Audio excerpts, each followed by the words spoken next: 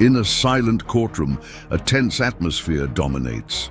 A sterile millionaire faces his ex-wife who demands child support for a son he could never have fathered due to his condition. Just as the judge is about to deliver the verdict, a little beggar girl bursts into the room, walks toward the millionaire, and points at the woman's current husband's child. "Sir, that is your son." The ex-wife freezes. The entire court falls silent, and in the following minutes, the millionaire does something so shocking that it frightens everyone present. The creak of the heavy wooden door echoed through the courthouse as Richard Mendez walked in, his impeccable suit contrasting sharply with the dark circles under his eyes. At 52, the successful businessman had never imagined he'd find himself in this situation.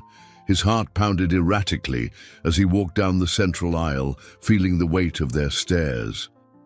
In the front row, Helen, his ex-wife, wore a subtle smile. Beside her, a 4-year-old boy played distractedly with a toy car. Richard quickly looked away, trying to contain the mix of emotions that threatened to suffocate him. The infertility diagnosis he'd received at 25 had never stung so sharply as it did in that moment. His hesitant steps led him to the defense table, where his lawyer, Mr. Martinez, awaited him with a grave expression. The documents scattered across the table seemed like a death sentence for his reputation.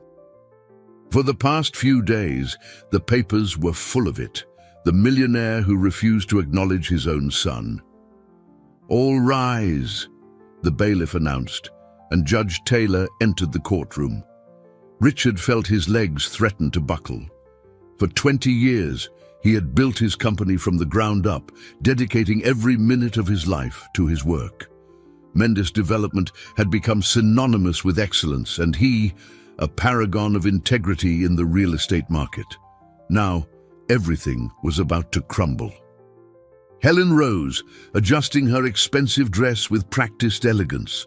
Her current husband, Edward Vance, an up-and-coming local politician, remained a few seats behind, observing everything with an air of superiority that made Richard's stomach churn.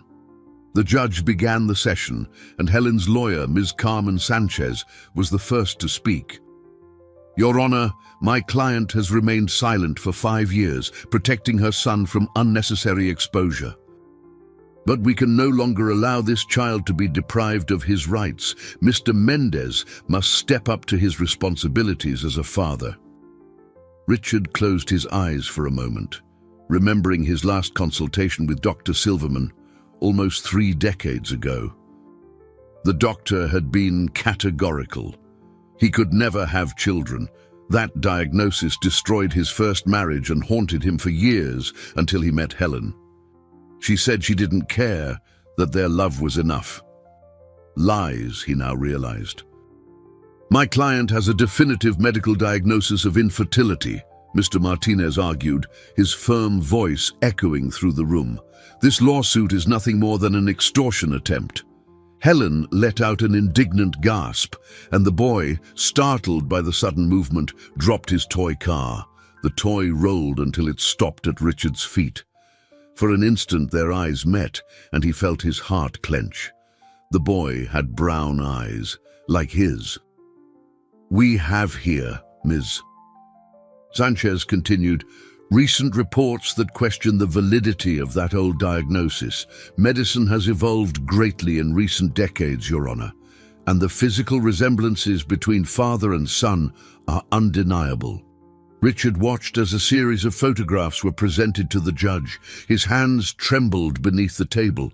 How could there be so many similarities? The shape of the chin, the set of the eyes.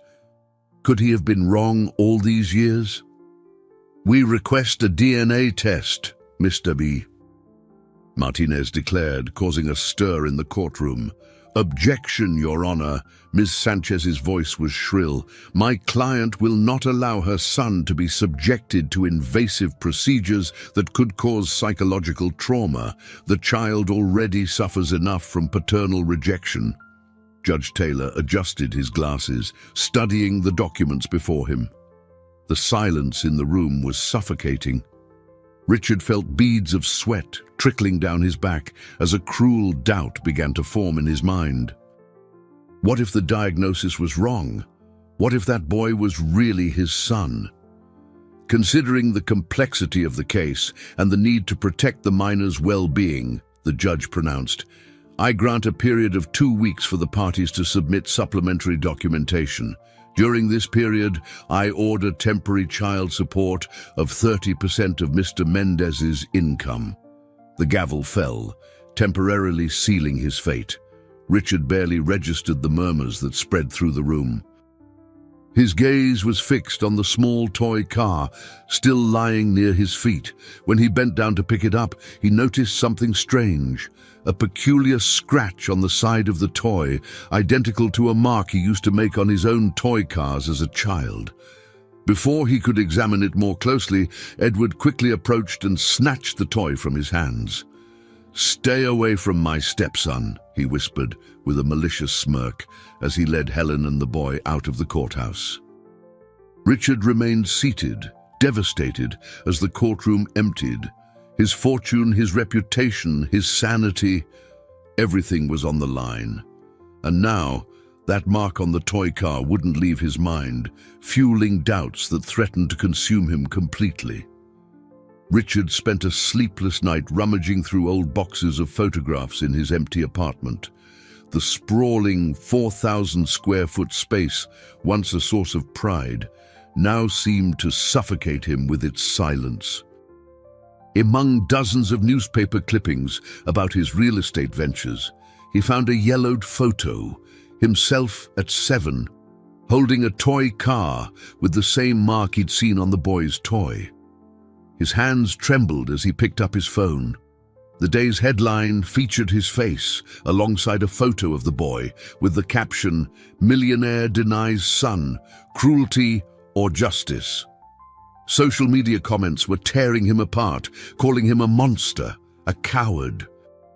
His secretary had already reported 3 cancellations of important contracts just that morning. The intercom buzzed, interrupting his thoughts. It was Mr. Martinez. "We need to talk in person," he said, an urgency in his voice that made Richard's stomach sink even further. 15 minutes later, his lawyer entered the apartment carrying a heavy briefcase and an even heavier expression. "Dr. Silverman," Martinez began hesitantly, "the doctor who gave you the infertility diagnosis. He passed away 3 months ago." Richard sank onto the sofa, feeling the weight of that information. "And there's more," the lawyer continued. "All the medical records from that time have disappeared from the hospital. It's as if your history never existed." The bottle of whiskey in the glass cabinet beckoned, but Richard resisted. He needed to keep a clear head, even if each new piece of information felt like a stab wound. "How is that possible?" he asked, his voice hoarse with exhaustion. "I don't know, but Helen's team is already using it against us. They're suggesting you forged the original diagnosis to avoid responsibility." Martinez opened his briefcase, spreading documents across the coffee table. "And there's one more thing. They found records of your substantial donations to an orphanage over the past 5 years. Those are legitimate donations," Richard protested, rising abruptly. "I've been doing that since I started becoming successful. I always wanted to help children who—" "I know," Martinez interrupted gently, "but they're painting it as an attempt to ease your conscience. Their narrative is perfect, the absent father trying to compensate for abandoning his own child by helping others." Richard walked to the window, looking out at the city he had helped build. Its buildings rose against the sky like monuments to his hard work, his integrity. Now, every achievement seemed tainted by doubt. Martinez's phone rang, breaking the silence. The call lasted only a few seconds, but it was enough to leave the lawyer visibly disturbed. "Helen is giving a live interview right now. She's got the boy with her." They quickly turned on the television. There she was, elegant as always, practiced tears streaming down her perfectly made-up face. The boy sitting on her lap looked confused and frightened by the cameras. "I just want my son to have the father he deserves," Helen said, her voice choked with emotion. "Richard, if you're watching, look at him. How can you deny your own flesh and blood?" The camera focused on the boy's face, and Richard felt his heart stop. The boy was holding a new toy car and unconsciously made the same gesture Richard used to make in his childhood, spinning the front wheel with his thumb 3 times to the right. "Turn it off," he murmured, feeling suffocated. Martinez complied, but the damage was done. The images would be seared into his mind, torturing him. "Richard," Martinez called softly, "we need to consider the possibility that—" "No," Richard cut him off more sharply than he intended. I need to find Dr. Silverman's original file. There must be a copy somewhere." Just then, his cell phone vibrated with a notification. It was a message from Edward, Helen's current husband. "We could resolve this easily. Why don't we talk? Dinner tonight, 8 p.m., La Bella Italia." Richard showed the message to Martinez, who immediately protested, "It's a trap. Don't go alone." "What choice do I have?" Richard replied, his voice heavy with defeat. "If there's any chance of understanding what's happening." The lawyer left shortly after, leaving Richard alone with his devastating doubts. In the blank screen of the powered-off TV, his reflection showed a broken man, so different from the confident entrepreneur he used to be. And the night had barely begun. La Bella Italia was practically empty at that hour. Richard entered the Italian restaurant he used to frequent in happier times, noticing how the maitre d' avoided his gaze. Another small humiliation to add to the many of the past few days. Edward was already waiting for him at a discreet table in the back, a glass of red wine in his hand and a calculated smile on his face. "Richard, glad you could make it," he said, gesturing to the empty chair. "I imagine you could use a drink." "Let's get straight to the point," Richard cut in, sitting down but refusing the offered wine. His hands trembled slightly under the table, and he clenched them into fists to hide it. "Always so serious," Edward chuckled softly, taking a long sip. "You know, Helen told me how you were different before, more sensitive. The infertility diagnosis must have been devastating." Richard felt his jaw tighten. The casual mention of his most vulnerable moment by this man he barely knew was like salt in an open wound. "If you came here to provoke me, on the contrary," Edward interrupted, leaning forward, "I came to offer a solution. 15 million, a discreet, out-of-court settlement. You acknowledge paternity, pay retroactive child support, and this whole circus ends." The waiter approached to take their orders, but Edward dismissed him with a gesture. Richard watched the man hurry away, probably eager to escape the palpable tension hanging over the table. "It's a small price for your reputation, don't you think?" Edward continued. "Your stock has already dropped 12% since the first hearing. The longer this drags on—" "How did you get the photos?" Richard cut in, his voice a restrained whisper. "The resemblances, the boy's gestures, how?" Edward's smile faltered for an instant, so brief it might have been Richard's imagination. "Are you suggesting something, Richard?" "Careful. Slander is a crime." A movement at the restaurant entrance caught Richard's attention. A small girl, no more than 6, ragged and barefoot, was trying to enter, but was being blocked by the maitre d'. Something about her, perhaps her fragility or her frightened gaze, made him stand up instinctively. "Excuse me," he murmured, leaving a visibly irritated Edward behind. He approached the entrance just as the maitre d' was trying to shoo the little girl away. "I'll cover her meal," Richard said, surprising himself. The girl looked up at him, her eyes large and dark like deep pools. "Mr. Mendez, this isn't appropriate." The maitre d' began, but Richard was already leading the child to a table near the kitchen, away from disapproving stares. "What's your name?" he asked gently, signaling for the waiter. "Maria," she replied, her voice barely a whisper. Her eyes wandered around the restaurant with a mixture of fear and curiosity. Richard ordered a full meal for her, ignoring the disapproving looks from the staff and Edward's sarcastic smirk from the background. For a few minutes, he watched in silence as little Maria devoured the plate of pasta as if it were her last meal. "Do you always come here?"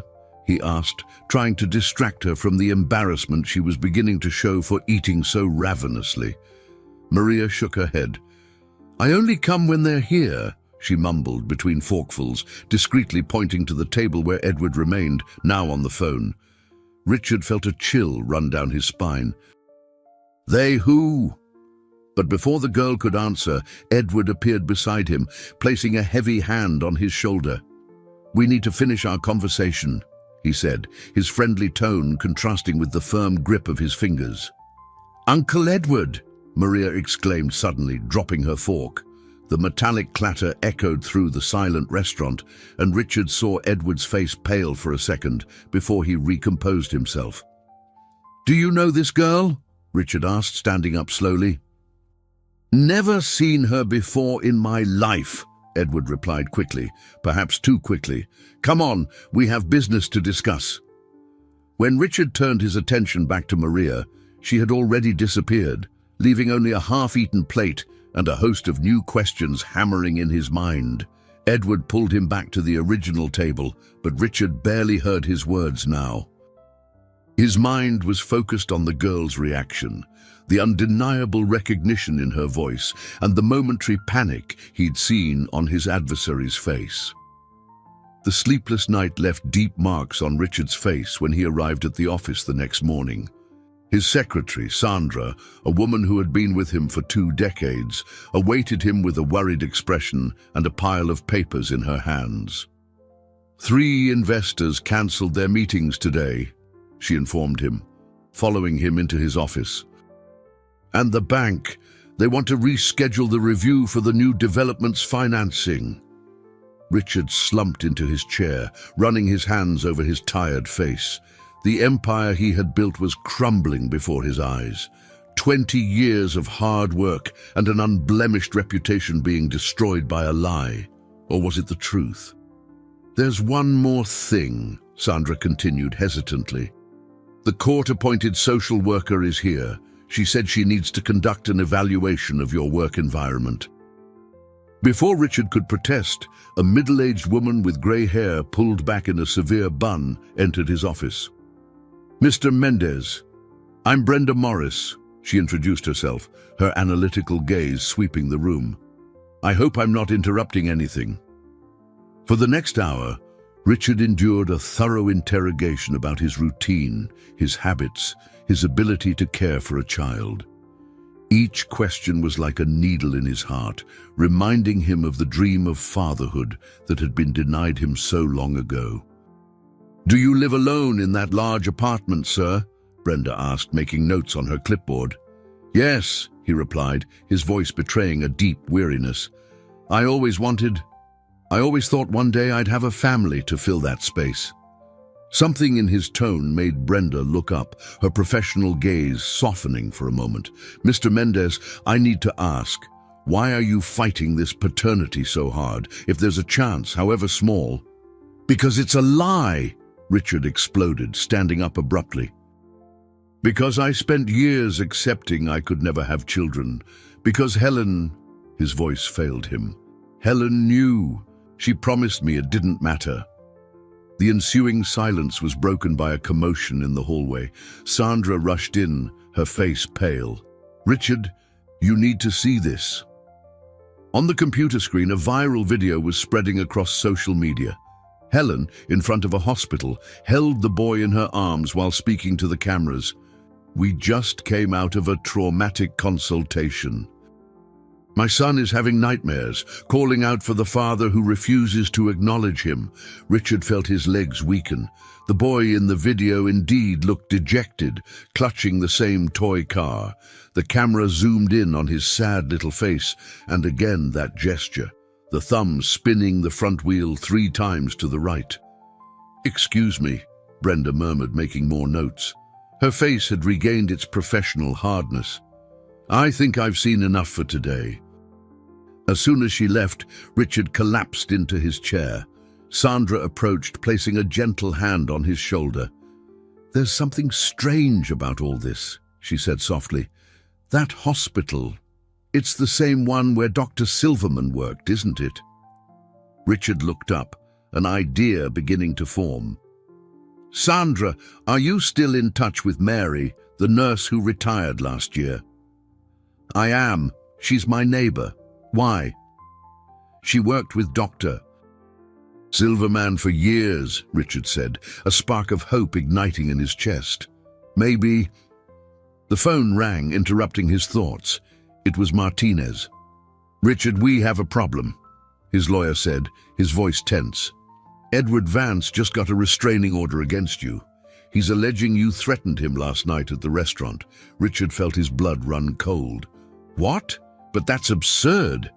He has 2 witnesses, the maitre d' and a waiter. They're saying you were agitated, that you made veiled threats, and there's more.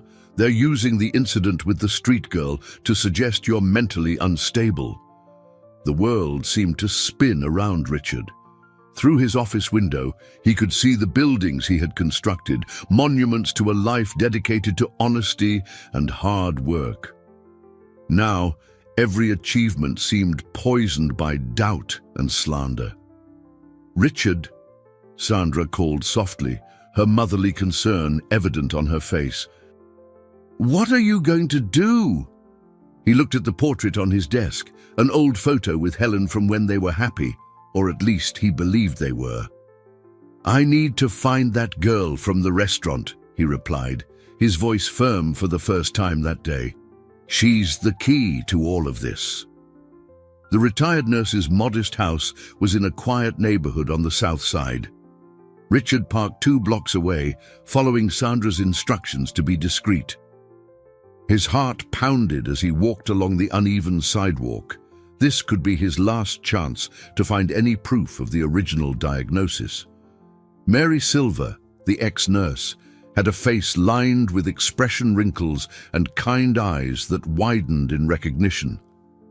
Mr. Mendes, my goodness, it's been so long. I saw your case on TV. Mary, I need your help, he interrupted, his voice almost pleading. You worked with Dr. Silverman for 25 years. I need to know if you remember my case. Ma, the old woman invited him in, offering coffee that he accepted more out of politeness than desire. His hands trembled slightly as he held the antique porcelain cup. Of course, I remember, she replied, sitting in a worn armchair.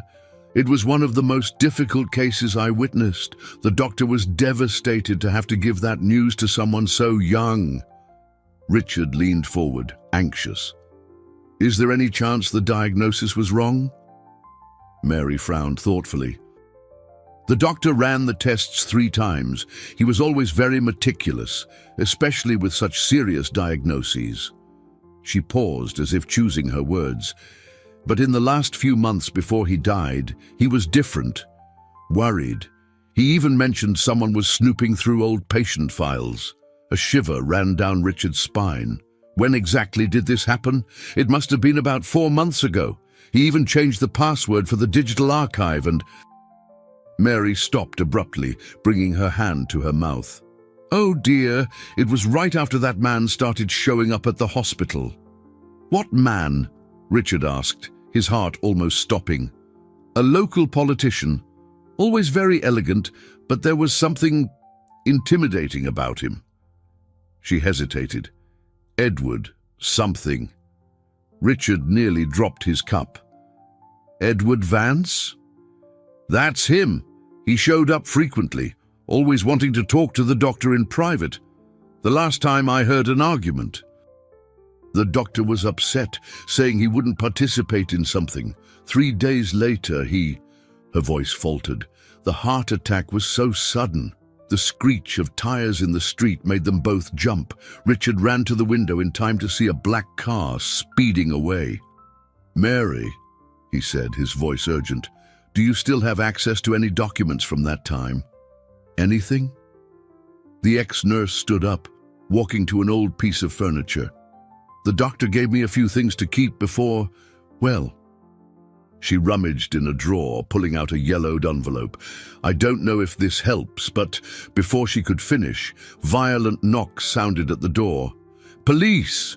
Open up immediately! Richard felt his blood run cold.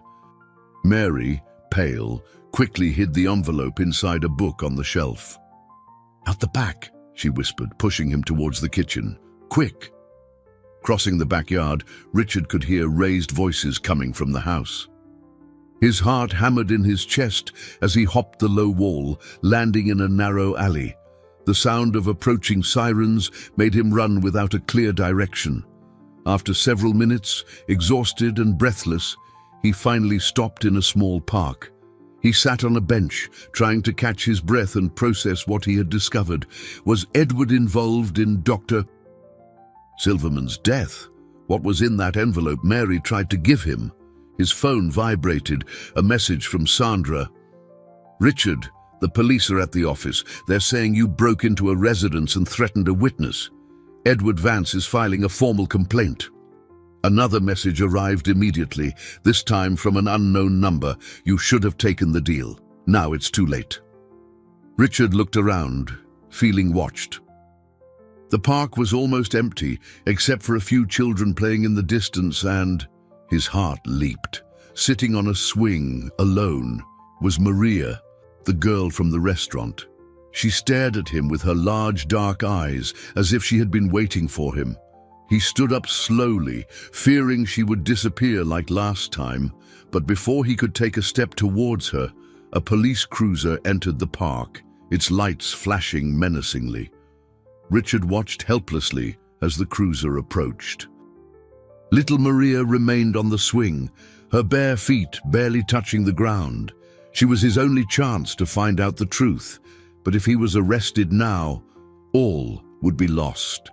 An elderly woman walking her dog passed between him and the cruiser, providing a few precious seconds of distraction. When the officers got out of the car, Richard had already hidden behind a large tree, his heart beating so loudly he feared they could hear it. "The girl!" one of the officers said, pointing to the swing. But when they approached, Maria had already vanished. Richard saw her running into a narrow alley between two old buildings. Without a second thought, he followed in the same direction. The chase led him through unfamiliar alleys, always keeping a safe distance from the small figure ahead. Maria moved with the familiarity of someone who knew every corner of that urban labyrinth. Finally, she stopped in front of a simple diner, the kind that catered to local workers. "Why are you following me?" she asked, surprising him with the firmness in her childish voice. I need to understand," Richard replied, trying to catch his breath. "You know Edward. How?" Maria looked around nervously. "They come here all the time. They say things when they think no one is listening." "They who?" "Uncle Edward and the pretty lady from the courthouse," she replied, fidgeting with the hem of her worn t-shirt. "They give food to Joe, the waiter, so he lets them talk after closing." Richard felt a knot in his stomach. "What did you hear?" Before Maria could answer, a shout cut through the air. "There he is!" It was the waiter from La Bella Italia, pointing in his direction while talking on his cell phone. "Come on!" Maria grabbed his hand, pulling him into the diner. They rushed through the kitchen amidst surprised stares from the staff, exiting through the back into an inner courtyard surrounded by old buildings. "Here!" She guided him to a rusty door that led to an abandoned basement. The smell of mildew was strong, but it was a safe hiding place. Through a crack in the wall, they could see people's legs hurrying past outside. "I come here when it rains," Maria explained, sitting on an old crate. "No one ever looks here." Richard watched the girl with a pang in his heart. How many children like her lived invisibly in the streets of the city he had helped build? "Maria," he began softly, "I need you to tell me everything you heard. It could be important." She hesitated, biting her lip. They were talking about a doctor. Uncle Edward was mad because the doctor didn't want to lie anymore. Lie about what? About an important paper, and about the boy not being... She stopped abruptly, her wide eyes fixed on something behind Richard. He turned just in time to see a shadow moving at the basement entrance. His cell phone vibrated, another message from the unknown number. "We found you."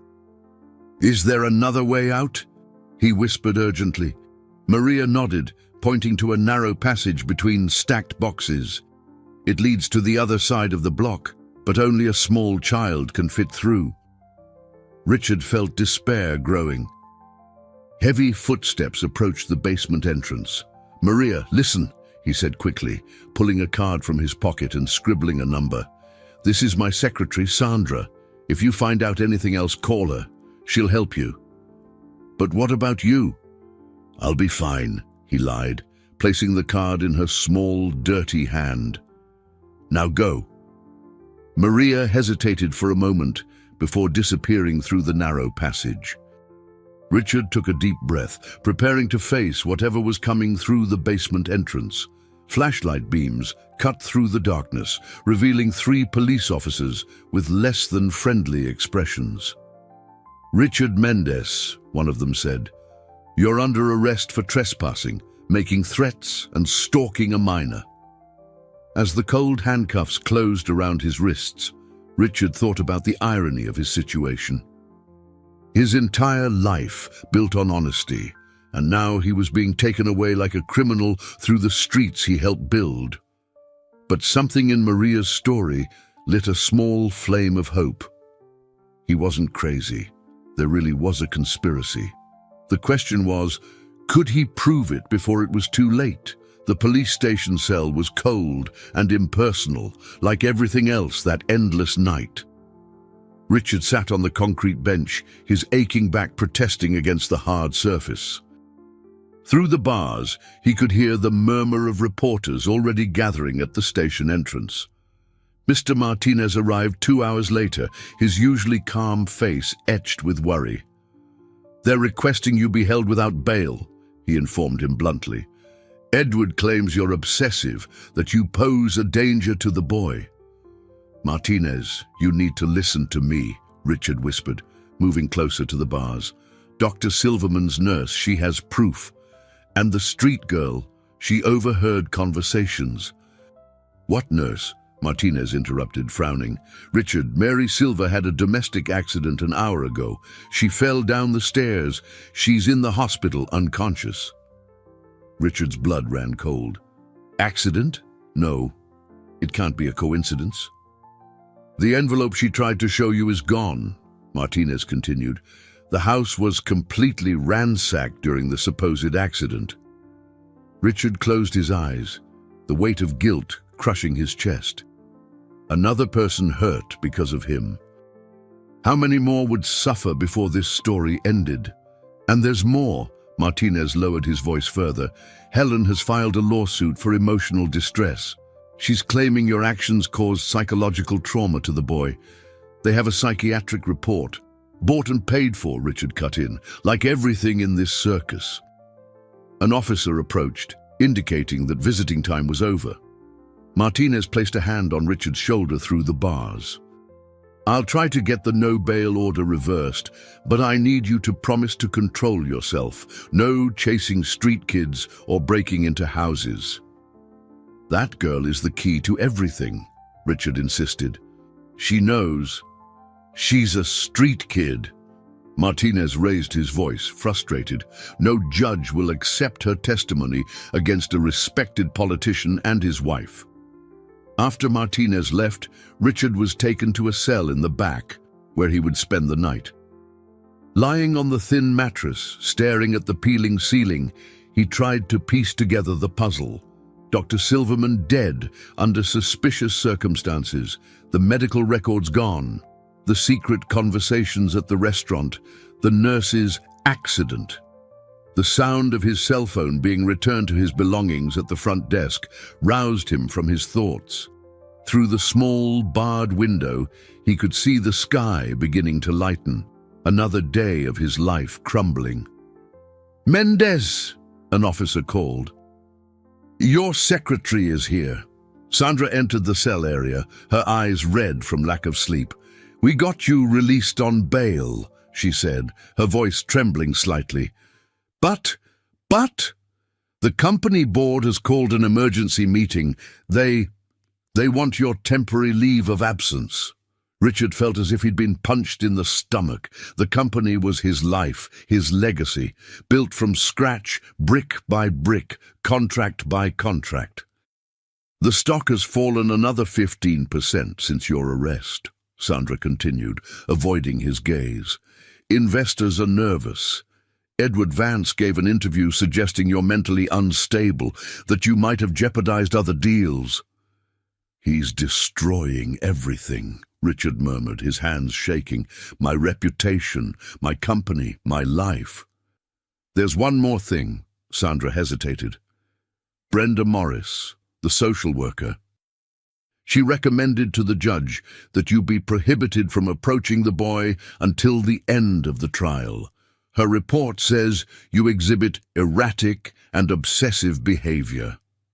Richard sank onto the bed, the reality of his situation finally hitting him with full force. In just a few days, everything he had built over decades was being systematically destroyed. A young officer approached with his belongings. As he picked up his cell phone, Richard noticed an unread message from an unknown number. "I know where the nurse's envelope is. Meet me tonight at the playground in Willow Creek Park. I'll bring a toy car just like his." His heart raced. Was it Maria or another trap? "Richard," Sandra called, concerned by his sudden silence. "What are we going to do now?" He put the phone in his pocket, feeling the weight of every wrong decision that had brought him here. "Now," he replied with a calmness he didn't feel, "we're going to find out just how far they're willing to go to maintain this lie." The playground at Willow Creek Park was silent at dusk, the shadows of the play equipment casting distorted shapes on the ground. Richard remained in his car, watching. Martinez had warned him not to do anything reckless, but what choice did he have? The nurse was in the hospital, his company had abandoned him, and his reputation was in tatters. Sandra had insisted on accompanying him, parking her own car across the street as a backup. "Any suspicious movement, I call the police," she said over the phone. Richard silently thanked her for still having someone by his side. 20 minutes passed before a small figure emerged from the shadows. It wasn't Maria, but a boy who looked to be about the same age, carrying a toy car identical to the one Richard's alleged son had. Heart pounding, Richard got out of the car. The boy approached, looking nervously around. "Maria sent this," he said, handing over a crumpled envelope along with the car. "She said she can't come because they're watching her." Richard took the items with trembling hands. "Is she okay? Where?" But the boy had already disappeared into the darkness. Quickly returning to the car, Richard first examined the car under the interior light. It was exactly like the boy's in the courthouse, down to the smallest detail. Turning it over, he found a faded label, "Limited Edition, Vance Toys, 1985. His heart almost stopped. Vance, Edward's last name. With trembling fingers, he opened the envelope. Inside was an old, yellowed photograph showing a group of children in front of a toy factory. In the front row, a boy held the same model of car. The caption identified him: Edward Vance Jr., son of the owner. His phone vibrated. A message from Sandra. "Black car just pulled up on the corner." "I think someone's watching." Richard quickly pocketed the photo and the car, starting the engine. As he maneuvered to leave, his mind raced furiously. Edward wasn't just an opportunistic politician. He was the heir to a bankrupt toy company. But what was the connection to Dr. Silverman? He had barely turned the corner when bright headlights appeared in his rearview mirror. The black car was following him. Richard accelerated, his heart hammering in his chest. Through the mirror, he saw Sandra trying to keep up from a distance. His cell phone rang. It was Martinez. "Richard, where are you? Helen just filed an emergency motion with the court. She's saying you're still stalking the boy, that you were seen near his school today." "What? That's impossible. I don't even know where he goes to school." "They have witnesses, Richard, and photos." A car screeched to a halt in front of him, forcing him to swerve violently. Another black car had appeared, trying to box him in. He was being cornered. "Martinez, I have to go," he said, turning sharply onto a side street. "Look into Vance Toys. This story isn't about me or the boy. It never was." Hanging up, Richard focused on trying to lose his pursuers. Years of driving across the city to visit construction sites had given him a good knowledge of the city's back streets. After several risky maneuvers, he managed to shake them off temporarily, parking in a dark alley. His hands were shaking so badly he could barely grip the steering wheel. What was happening? Why would an old toy factory be important enough to motivate murder and extortion? His phone vibrated again, a message from an unknown number. "Hillcrest Hospital, room 304. The nurse is awake. Hurry before it's too late." Richard glanced at the clock. 11:45 p.m. Visiting hours were long over, but this could be his only chance to find out what was in the original envelope. However, with the new stalking accusations, if he were caught, another text arrived, this time from Sandra. "I'm okay, lost them. Richard, I just got an anonymous call. Dr. Silverman didn't die of a heart attack. The initial ME's report indicated poisoning, but it was changed, and Edward Vance visited the hospital that night." Richard closed his eyes, feeling the weight of each new revelation. People were dying. His life was in ruins. And now he had to choose between risking his freedom by going to the hospital or possibly losing his last chance to prove the truth. The distant sound of sirens made him shrink back in his seat. Somewhere in the city, Maria was still hiding, trying to help him, despite the danger. The nurse was awake, possibly with answers. And in his home, an innocent boy was being used as a pawn in a much larger, more sinister game than he imagined. Hillcrest Hospital cast long shadows against the night sky.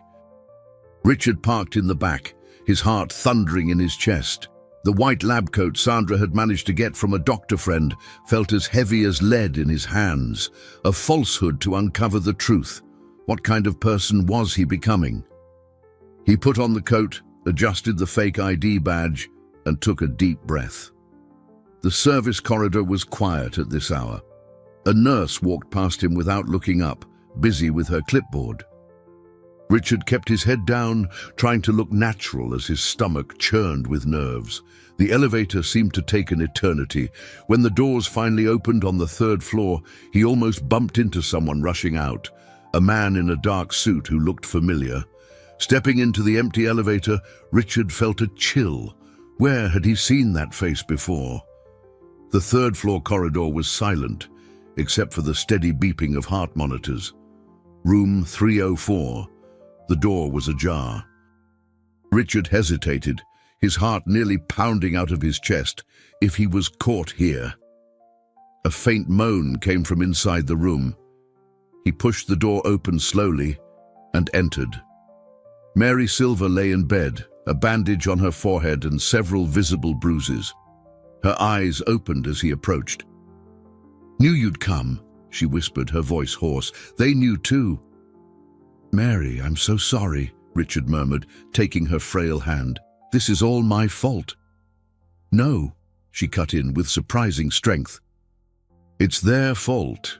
Edward, he came here today, wanted to know about the envelope." Richard moved closer. "What was in it?" "The truth about the factory," she replied, her eyes filling with tears. "Dr. Silverman was the company doctor. He found out something terrible. Toxic materials in the toys, Richard. Children died." The floor seemed to drop out from under Richard. "The Vance toy factory." Mary nodded weakly. "Edward's father covered it all up." The doctor was forced to falsify medical reports. Carrying that guilt destroyed him. When Edward started blackmailing him to falsify your records too, a noise in the hallway made her stop. Footsteps were approaching. "The envelope," she whispered urgently. "It's not lost. Little Maria, the street girl. She saw where they hid it, in the same place where—" The door burst open. It was the man from the elevator, now accompanied by 2 security guards. Richard finally recognized him, the detective who had authorized his arrest. "Richard Mendez," he said, his voice cold. "You're under arrest for trespassing and harassment of a patient." "He didn't harass me," Mary Silver protested, trying to sit up. "Ma'am, you're under the influence of strong medication," the detective cut in. "You don't know what you're saying." The guards grabbed Richard by the arms. He didn't resist. He knew it would be worse if he did. As he was dragged out, he heard Mary Silver cry out, "The warehouse! Look in the old factory warehouse!" In the hallway, a small crowd was already forming. Nurses and patients watched the scene, some filming with their cell phones. Richard could imagine the next day's headlines. "Businessman stalks witness in hospital." His cell phone vibrated in his pocket. He managed a quick glance before it was confiscated. It was a message from Sandra. "Found something about the factory. Edward isn't an only child. Had a sister who died young. Poisoning by—" The detective snatched the phone from his hands before he could read the rest. As he was led to the elevator, Richard caught a glimpse of a familiar small figure disappearing behind a door. Maria, the street girl, her large eyes full of concern. "You don't understand," Richard tried to explain to the detective. "People died. Children died. This is much bigger than—" "You have the right to remain silent," the detective cut in, a cold smile on his lips, "and I suggest you exercise that right." On the ground floor, a news crew was already waiting. Richard lowered his head, trying to hide his face from the cameras. How had Edward orchestrated everything so quickly? How many people were involved in this conspiracy?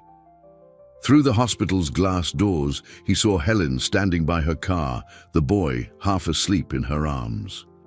She smiled when she saw him in handcuffs, a smile that didn't reach her eyes. The boy lifted his sleepy head, his confused gaze meeting Richard's. In his small hands, he was distractedly playing with a toy car, identical to the one in the old photo. The cell was even colder the second time.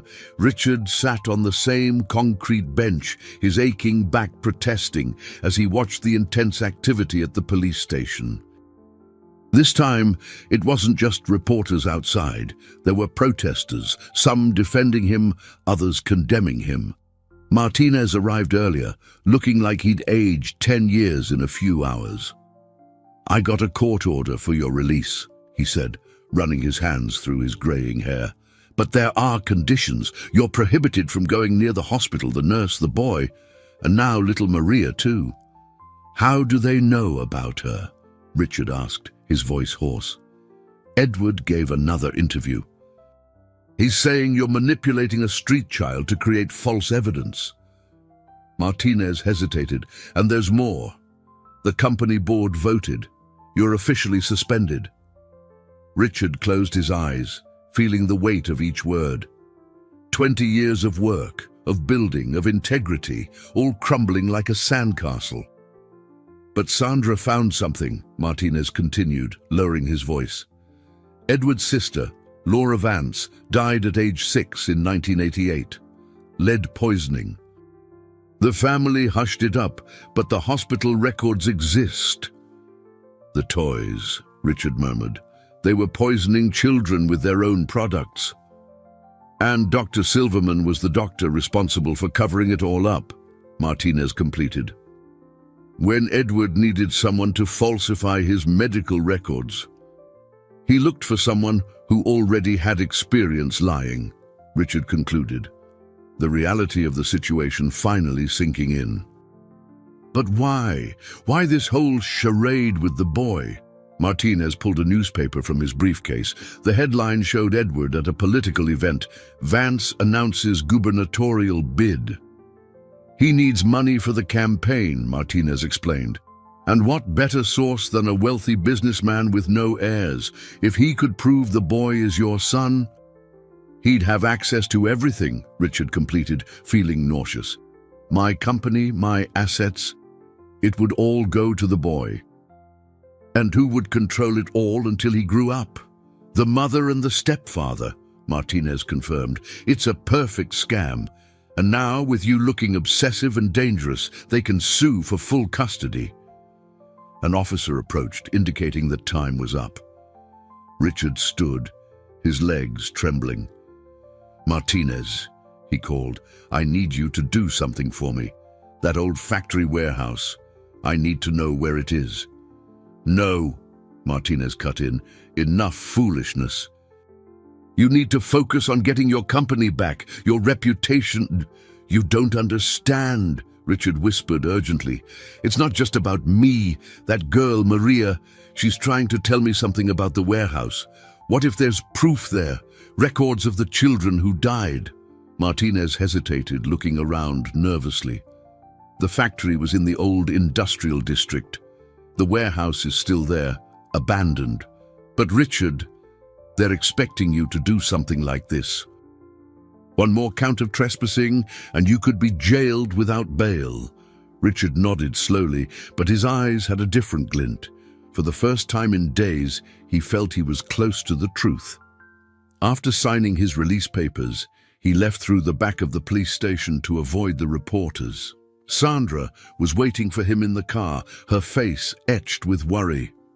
I got another anonymous message, she said as she drove. Little Maria, she's asking for help. Said she has something to show you at the warehouse, but she's scared. Edward has people looking for her. Richard looked out the window, watching the city he loved so much blur past. Somewhere, a street girl carried the weight of a terrible truth. Elsewhere, an innocent boy was being used as a pawn in a game of power and greed. His phone vibrated. It was Helen. Congratulations.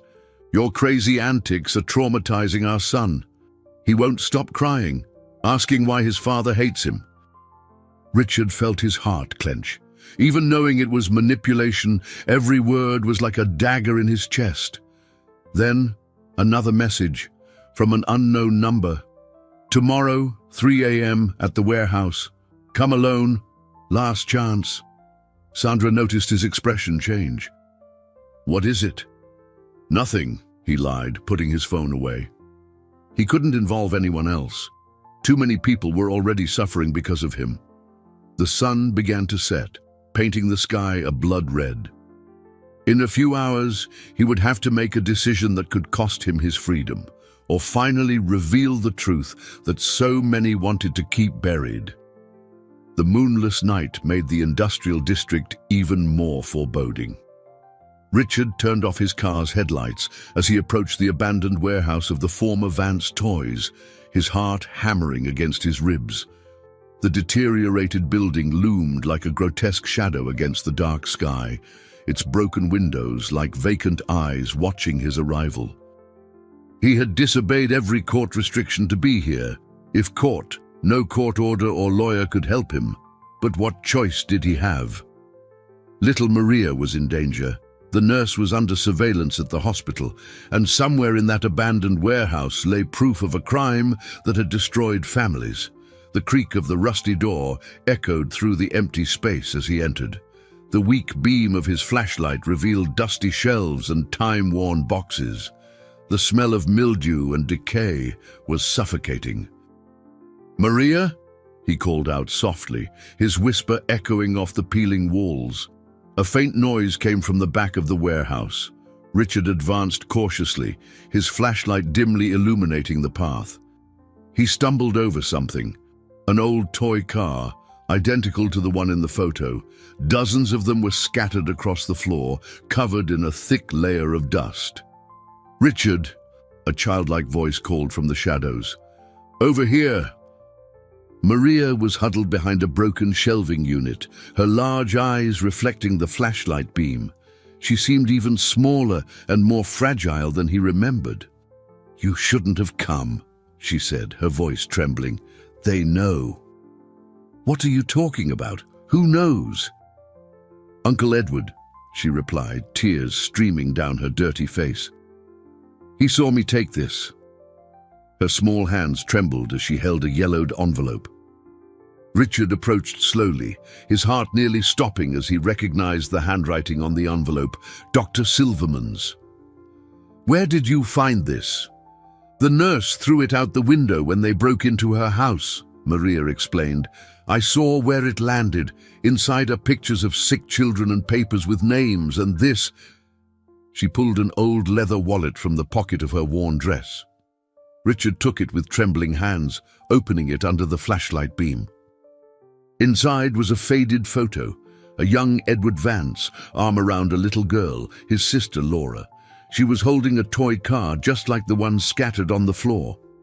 "My sister died because of those toys," a deep voice echoed from the darkness. "And my father made me promise no one would ever know the truth." Richard spun around. Edward emerged from the shadows, his usually controlled face contorted with a mixture of fury and pain. Behind him, two large men blocked the exit. "So you faked this whole son story," Richard said, instinctively stepping in front of Maria, "to get money for your political campaign." "You don't understand," Edward snarled.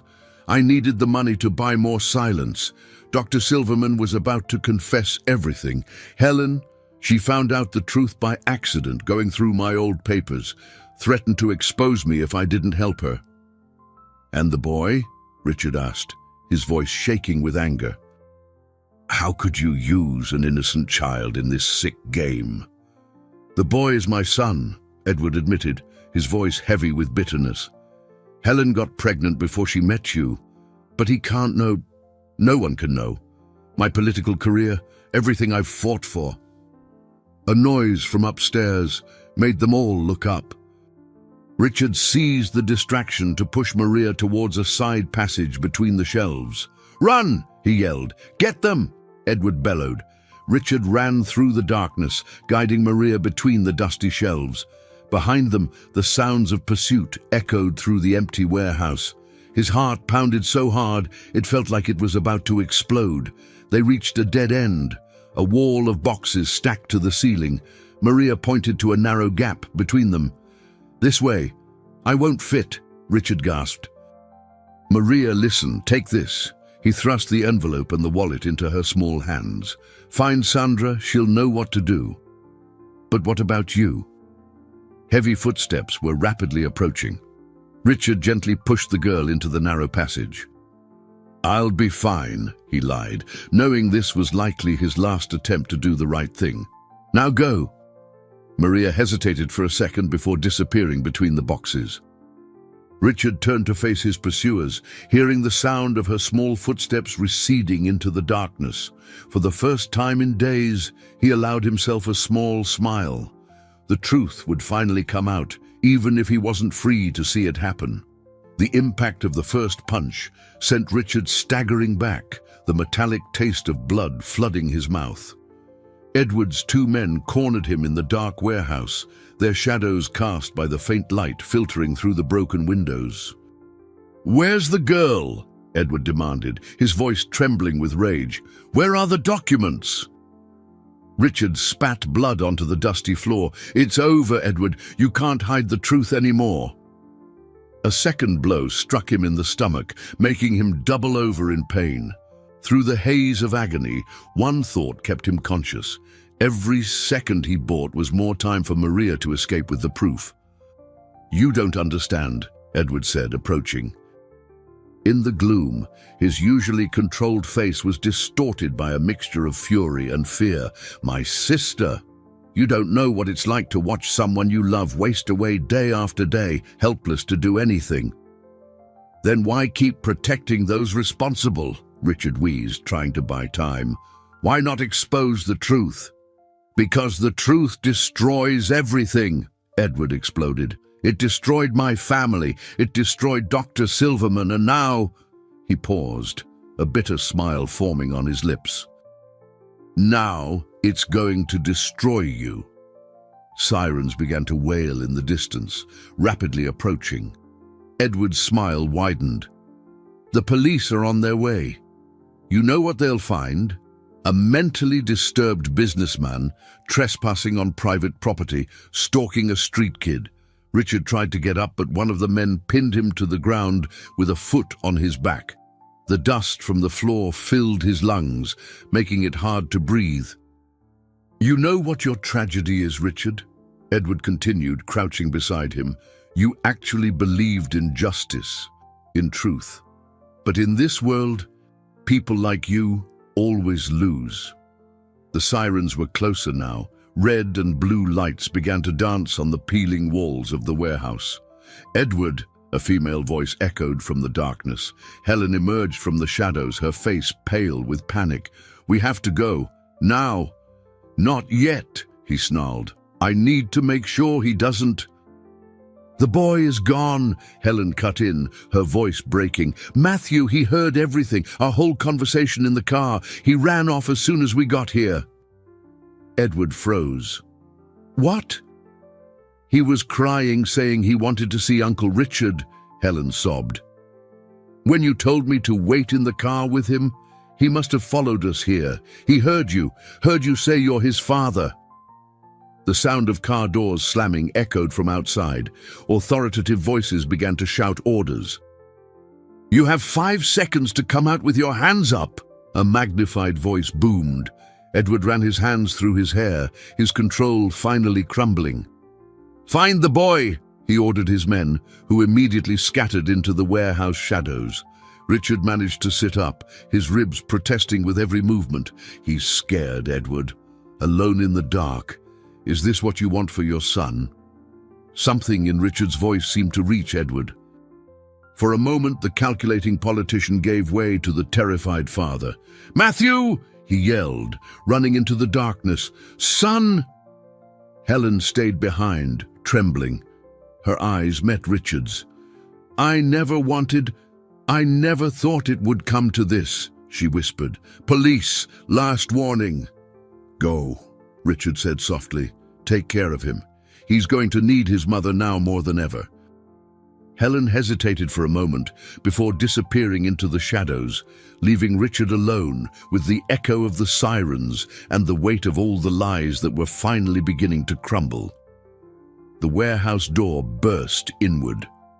Flashlight beams cut through the darkness, illuminating Richard sitting on the dusty floor, surrounded by abandoned toy cars. "Hands where I can see them!" an officer yelled. Richard obeyed slowly, raising his hands. Through the broken windows, he could see the sky beginning to lighten. Somewhere in the night, a street girl carried the truth that had cost so many lives. Elsewhere, a frightened boy was discovering his entire life had been built on lies. And there, kneeling on the floor of that abandoned warehouse, Richard realized that some victories come disguised as defeat. The holding cell was crowded that early morning. Richard sat in a corner, ignoring the curious stares of the other detainees who recognized the businessman from the headlines.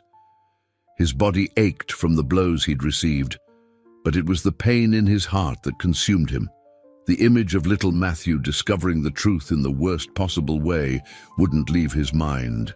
Hours dragged by until Mr. Martinez appeared, his face a mask of concern and, surprisingly, a faint smile. "Things have changed," he said, sitting on the other side of the bars. "Little Maria, she made it." Richard leaned forward, his heart quickening. "Is she okay?" "She's safe. Sandra found her wandering near the office and took her straight to Child Protective Services, the documents she handed over." Mr. Martinez shook his head in admiration. "They're devastating.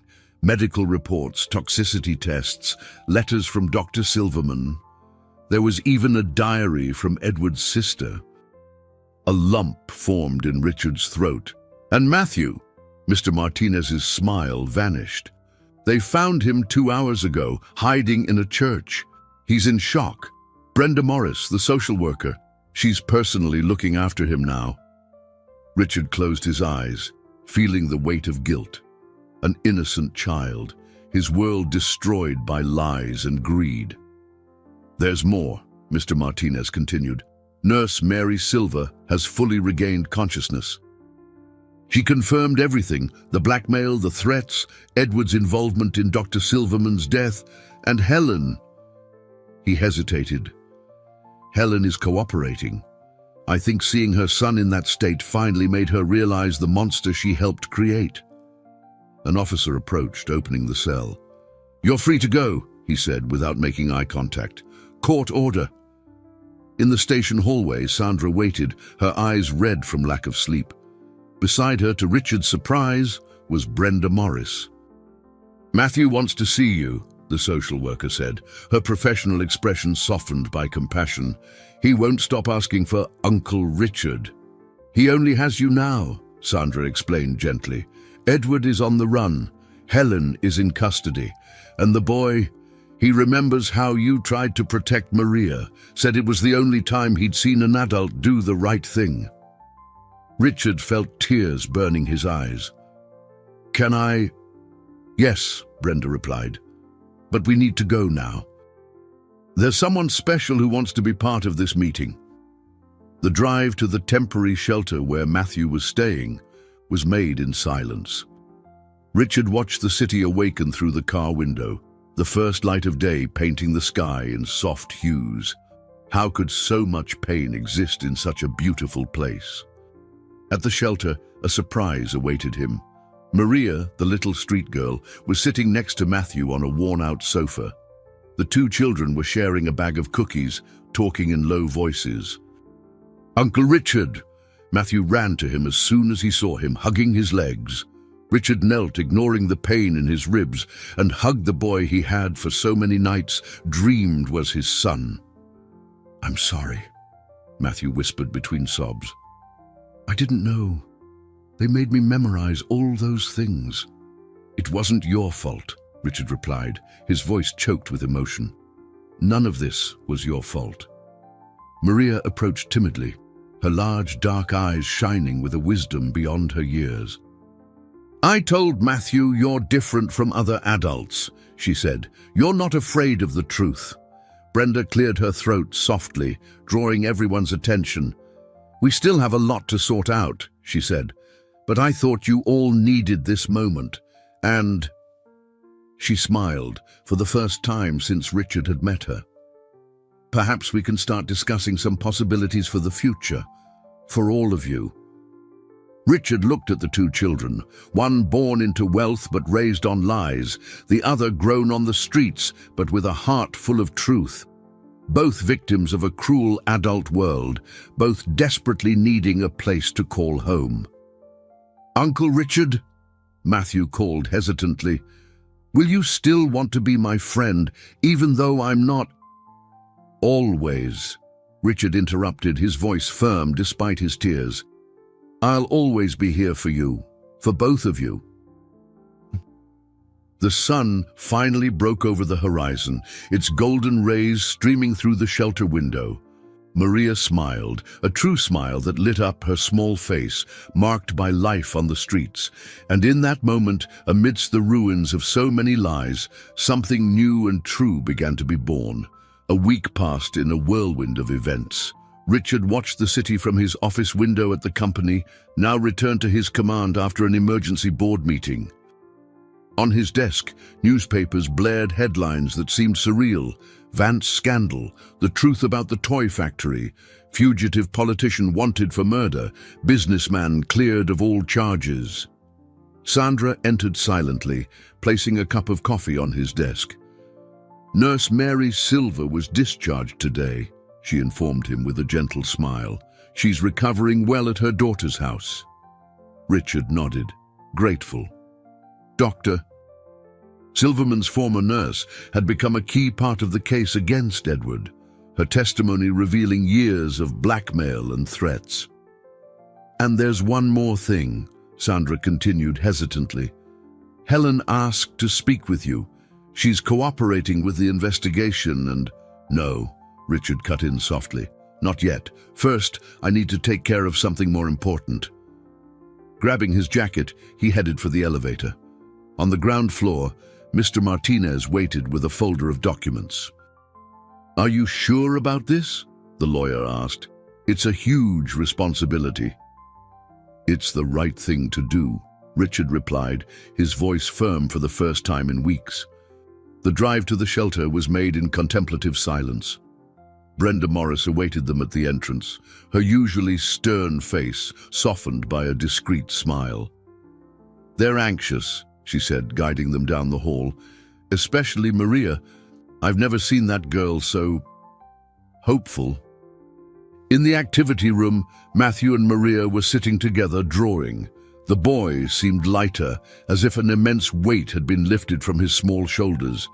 Maria, still shy but no longer so frightened, looked up as they entered. "Uncle Richard!" Matthew ran to hug him, a gesture that had now become natural between them. Maria remained in her seat, watching with her large, dark eyes. "I brought something to show you," Richard said, sitting down with them at the small table. "Mr. Martinez placed the folder in front of him, and he opened it carefully. "Are these papers?" Matthew asked, confused. "They're very special documents," Richard explained gently. "This one," he picked up a form, "is an application to be your legal guardian, Matthew, with your mother's permission, who wants you to have a stable life while she sorts some things out." The boy's eyes widened. "You mean I can come live with you?" "If you'd like to," Richard replied, his heart quickening. "And there's one more." He picked up another document. "This is an adoption petition. For you, Maria." The girl froze, her small hands tightening around the colored pencil she held. "Adoption?" she whispered, as if the word were too magical to be real. "You saved not only me, but many people with your courage," Richard said, his voice thick with emotion. "You showed more integrity and strength than many adults. And you deserve a home, a family. Are we going to be brother and sister?" Matthew asked, looking at Maria with shining eyes. Maria remained silent, silent tears streaming down her face. Slowly, as if afraid it would all disappear, she stood up and walked to Richard. Without a word, she hugged him with all the strength her small arms could muster. Brenda discreetly wiped her own tears, clearing her throat. "We still have a lot of process ahead of us," she said professionally. "Evaluations, visits, adjustment periods." "But we'll stay together, right?" Matthew insisted, joining the hug. "Yes," Richard promised, holding both children. "We'll stay together." Mr. Martinez watched the scene with an emotional smile. "You know," he said softly to Brenda, "in all my years of practicing law, I've never seen a family rise from the ashes of a tragedy so beautifully." Through the shelter window, the afternoon sun bathed the room in a golden light. On the floor, the children's drawings showed 3 figures holding hands, one large and 2 small, under a bright blue sky. "Uncle Richard," Maria called shyly, still in his arms, "can I tell you a secret?"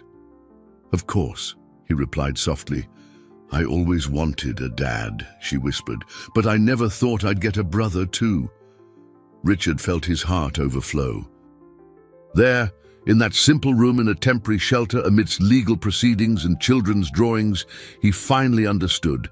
Sometimes you have to lose everything you think you want to find exactly what you need. 6 months later, Richard's apartment was overflowing with life. What was once an empty, cold space was now filled with children's laughter, drawings taped to the refrigerator, and scattered toys. None of them, of course, from the old Vance factory. On that special morning, Richard was helping Maria with her bow tie while Matthew ran down the hall, already fully dressed in his small suit. It was the day of the final adoption hearing, and anxiety hung in the air like perfume. "What if the judge changes her mind?" Maria asked in a low voice, her fingers nervously playing with the hem of her new dress. "She won't," Richard assured her, tucking a stray strand of her hair, now well cared for and braided, behind her ear. "You've been my daughter in my heart since day one. Today is just about making it official on paper." Sandra arrived early to help, bringing a special breakfast. She had become a sort of aunt to the children, her motherly love overflowing in small gestures of affection. "Nurse Mary Silver called," she informed them, while pouring hot chocolate for the little ones. "She sent her best wishes. She and her daughter are coming to the celebration later." Richard smiled, grateful. "Doctor?" Silverman's former nurse had recovered completely, and her testimony had been crucial in unraveling the entire plot. Edward was still on the run, but his network of influence had crumbled after the exposure of the toy factory's crimes. Helen was doing community service and undergoing therapy, her cooperation with the justice system having resulted in a lighter sentence. More importantly, she was finally being the mother Matthew needed, now that there were no more lies between them. "Dad," Matthew called. The word still made Richard's heart leap even after 3 months of temporary guardianship. "Can Maria be my real sister too, not just on paper?" "She already is," Richard replied, watching how the two had become inseparable. "Family isn't just about blood, son. It's about love, care, and choice." The courtroom was different that morning.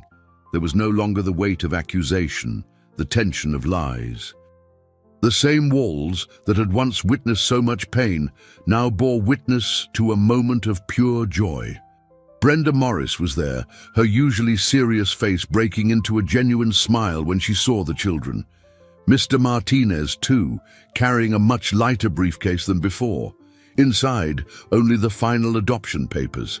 Judge Taylor, the same judge who had presided over the previous case, seemed like a different person. Her stern countenance had been replaced by an almost paternal expression as she read the final documents. "Maria," she called gently, "do you understand what adoption means?" The girl, once so timid, stood tall with confidence. "It means I'm going to have a real dad and a real brother," she replied. "But I already do. We're just making official what our hearts already know." An emotional murmur rippled through the room. The judge smiled, visibly touched. "Richard Mendez," she continued, "you built a life based on integrity and truth. You lost almost everything defending those principles, and in the process, you gained something far more valuable." She paused significantly. "It is with great satisfaction that I approve this adoption. As of today, Maria is officially your daughter." The sound of the gavel was muffled by applause and joyful shouts. Maria jumped into Richard's arms, tears of happiness streaming down her face. Matthew joined the hug, yelling, "We're a real family!" At the celebration that followed, in a small restaurant near the courthouse, Richard watched his children play. Maria, who once lived in the shadows, now shone with her own light. Matthew, free from the burden of secrets, was back to being just a 5-year-old boy, full of joy and energy. Sandra approached, handing him an envelope. "This arrived early this morning," she said softly. Inside was a letter from Helen. "Richard, I can never apologize enough for what we did, but seeing you transform all that pain into love, giving a home not only to Matthew but also to Maria, it makes me believe there's still good in the world. Thank you for teaching my son the true meaning of family." Richard put the letter away, his heart overflowing with emotion. At the table, Matthew was teaching Maria how to make paper airplanes, while she showed him how to draw perfect stars. Two children, Ming-Yun brought together through a storm of lies, now building a future together based on the purest truth. "Dad, come see," they called in unison. And Richard went, knowing that every step towards them was a step towards the true meaning of wealth. Not the kind measured in bank accounts or companies, but the kind counted in smiles, hugs, and small moments of pure happiness. Because sometimes we discover that the greatest treasure isn't what we protect in vaults, but what we cultivate in our hearts. And on that sunny afternoon, surrounded by the love of his children, Richard finally understood that he had gained far more than he had ever lost.